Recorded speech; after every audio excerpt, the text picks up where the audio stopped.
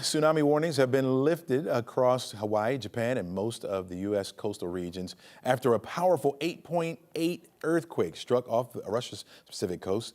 Waves reached up to 16 feet hitting Russia, while smaller surges of 3 to 5 feet hit parts of Hawaii and California. Millions have returned home across evacuated areas, while authorities continue to monitor the risk from aftershocks. The epicenter of this quake was more than 5,000 miles away from metro Atlanta, yet the folks at Georgia Tech have been keenly monitoring how this tremor behaved. Here to help us analyze it is Dr. Andrew Newman. Welcome to the show, Dr. Newman, out of Georgia Tech. Thank you. Thank you for having me. All right, walk us through what happened here in the Pacific to cause this quake and this tsunami to hit. Sure. So this is good old plate tectonics. The Pacific plate slowly moves along at about 2.5 inches a year, and at least in that portion of Russia and Kamchatka is colliding into and then what we call subducting beneath Kamchatka. And when it does that, anywhere that this happens, it's the plates can lock up and start to build up pressure over time. Eventually, that pressure is released, usually in these large, very rapid events like an earthquake. Some of them can be small, but every once in a while they get as big as what we saw there, that magnitude 8.8.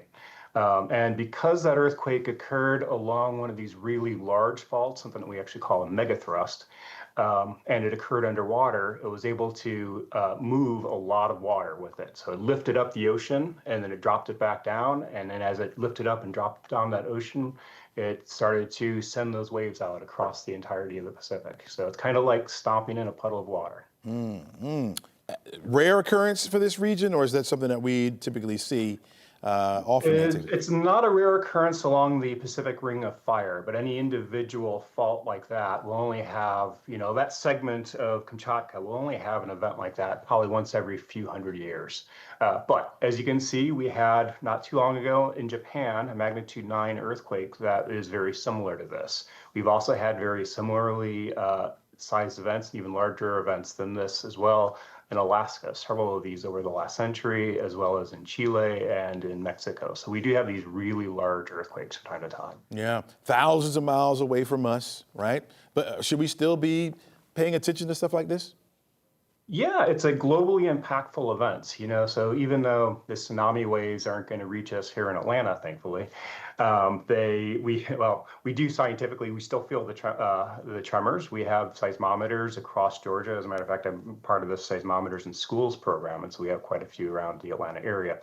So we're recording those and are able to capture that for sort of a teachable moment. But as I said, it's a global event. And so these global, these really large earthquakes, they have the potential for really having major geopolitical effects in an environment. So you can imagine if you were to take out a really large city, no matter where it is, it's going to change policies and trade behaviors and things like that. Yeah, must imagine that technology has changed a lot over time. Huge earthquake here, no loss of life. What went well with this?